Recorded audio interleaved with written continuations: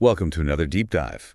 Today, we're tackling a really big topic, one that's fundamentally reshaped how we learn: digital education. Is it this huge revolution we hear about? Or is it maybe creating more problems than it solves? It's definitely a critical conversation. I mean, you look around, online classes, virtual platforms, even AI tutors. Yeah. They're everywhere now in education. Yeah, the change has been so fast, hasn't it? Quite dramatic. Absolutely. Much quicker than most people probably expected. Exactly. And that's why today our mission really is to unpack all of it, the good, the bad, the stuff in between. Right. So whether you're, a student trying to navigate this, maybe a parent helping your kids, or honestly just curious about where learning is headed, hopefully you'll get something out of this. Okay, so maybe let's start with the basics, just to make sure we're on the same page. When we say digital education or, e-learning, what are we actually talking about? Good point. So at its core, it's about delivering educational content, learning experiences, using digital tools, platforms, the internet, all that stuff. Okay. But it's more than just like watching a recorded lecture, right? Think about online classes on Zoom where you can interact, or learning apps that adjust to how you're doing, virtual labs even.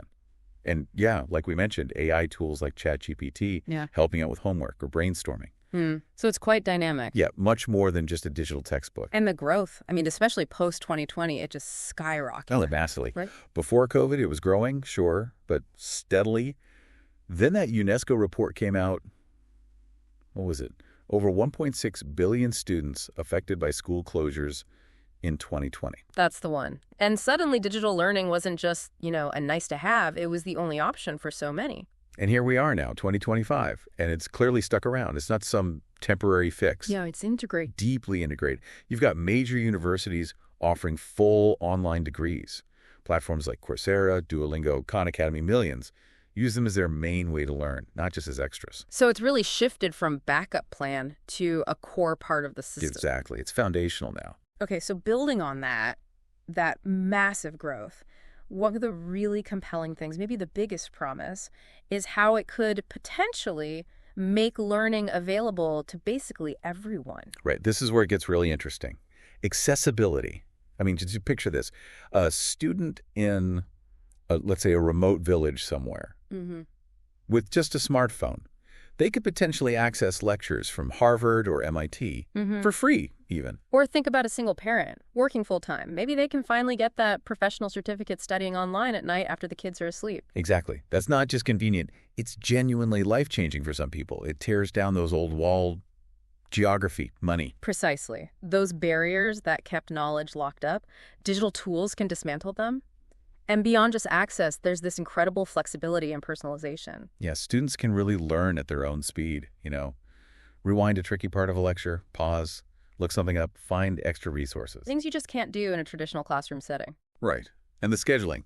If you work part-time, have family duties, or maybe you just focus better at midnight. Yeah. Online learning lets you build your study time around your life, not force your life around a fixed class schedule. That freedom is huge. And these platforms are getting smarter too, aren't they? They can personalize the learning. Oh, definitely. They use data, algorithms. They can figure out pretty quickly where you're strong and where you're struggling. How does that work in practice? Well, say you keep messing up a certain type of algebra problem. The system sees that pattern. Okay. Instead of just marking it wrong, it might offer you extra practice on just that skill, or show you a short video explaining that specific concept again, or even link you to an AI tutor for help. Wow, so it's almost like having a tutor watching over your shoulder 24/7. Kinda, yeah. A tireless one, anyway. And there's another angle too, right? The comfort level for some students. Good point. For students who find traditional classrooms stressful, maybe social anxiety, or certain learning disabilities, sometimes that self-paced, less crowded digital space can actually feel safer, less pressured, more conducive to how they learn best. So lots of potential upsides, but we do need to look at the other side of the coin because it's definitely not all positive. There are some serious drawbacks and challenges here. Absolutely vital to discuss that. And maybe the most obvious one is the lack of social interaction, real spontaneous interaction. Yeah, learning isn't just downloading facts, is it? It's discussion, debate, working things out together, even just making friends. Exactly. And sitting alone, staring at a screen for hours. Hmm. Well, that can be incredibly isolating. For sure. And let's be honest, not everyone is cut out for online learning in terms of focus and discipline. That's a big one. It takes a lot of self-motivation. Yeah. It's so easy to get distracted online. Oh, yeah, your email, social media, a million other tabs. Right. And some people just really need that structure of a physical classroom, the routine, the teacher right there. And the data sometimes backs that up, doesn't it? Lower completion rates for some purely online courses compared to in-person ones. People just drift away. Yeah. Then there's the whole issue of the digital divide. We talk about accessibility, but what does access really mean? It's more than just having a phone or a laptop. Way more. It's stable, fast internet. It's having a quiet place to actually sit and study, which isn't a given for everyone. Mm-hmm.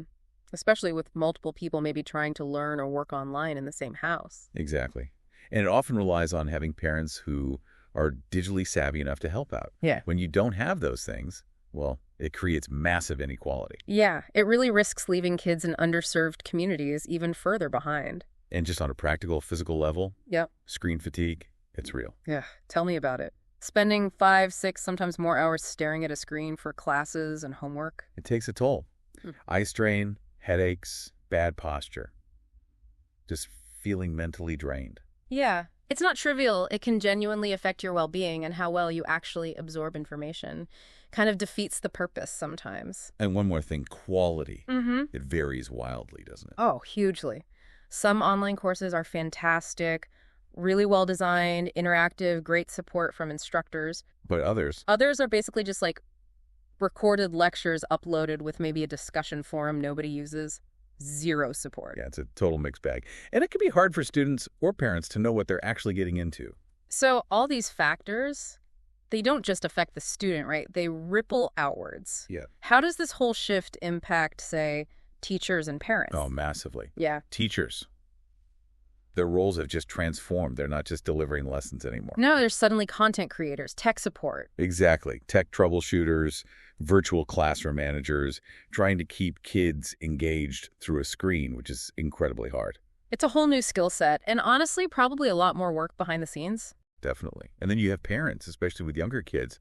They've often had to become much more involved. Like assistant teachers, almost. Yeah, monitoring lessons, making sure assignments get done, keeping kids focused when they're supposed to be in a virtual class, plus managing the tech itself, logging in, fixing connection problems. Which is tough, because not all parents have the time or the tech skills or, frankly, the energy for that level of involvement. Right.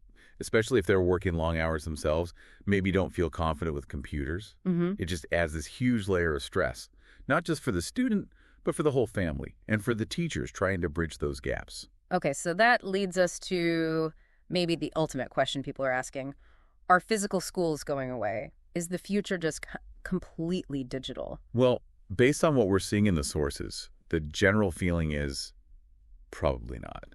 Highly unlikely. Actually, that seems to be the consensus. Technology is amazing, it's powerful, but it just can't fully replicate certain things. Like what specifically? Well, that spontaneous human connection, the subtle social cues you learn, the emotional development that happens when kids are actually together. That energy you get in a room full of people learning and debating. Exactly. There's a kind of magic, maybe, to that shared physical space that's really hard, perhaps impossible to capture online.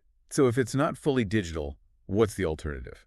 It looks like a hybrid model is where things are heading. And in many ways, it's already here. Okay, so combining the best of both worlds. Pretty much. Using digital tools for what they're good at personalized practice, accessing vast resources, flexible learning, but keeping the in-person classes for the things that really benefit from face-to-face interaction, like deep discussions, group projects, social learning, mentorship. And we are seeing that now, right? Schools using tablets, interactive whiteboards, AI tutors sometimes.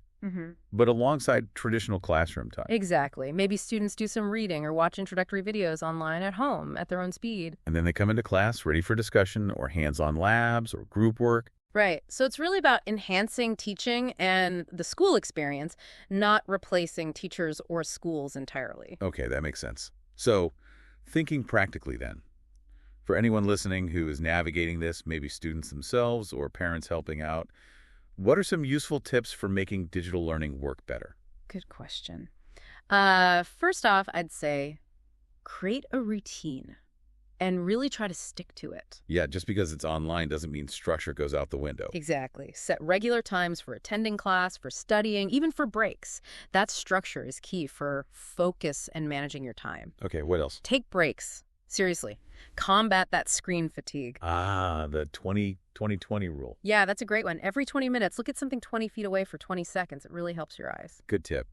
And just getting up, stretching, moving around a bit. Definitely. Even for a minute or two makes a difference. Third, participate actively.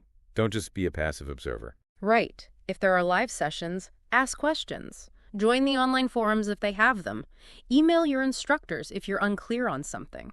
Engagement equals better learning. Makes sense. Anything else? Yeah, finally. Don't be afraid to ask for help. Seriously.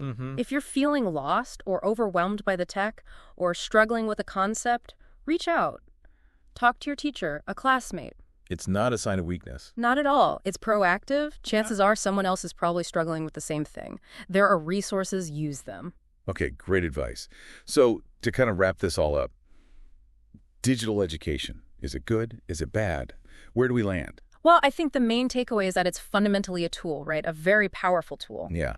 And like any tool, its impact really depends on how we decide to use it, thoughtfully, intentionally. Exactly. Used, well, with consideration for equity and that human element, it can be incredibly empowering, open up huge opportunities. But used poorly, or without thinking about who gets left behind. It can actually make things worse, deepen existing divides. So the big question for all of us, really, moving forward, is how do we ensure we are using it thoughtfully?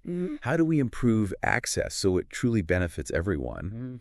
And how do we keep blending that amazing digital innovation with the human connection that's so vital to make education, more powerful and fair than ever before? That's the challenge, isn't it? And figuring that out will really shape what learning looks like for generations to come.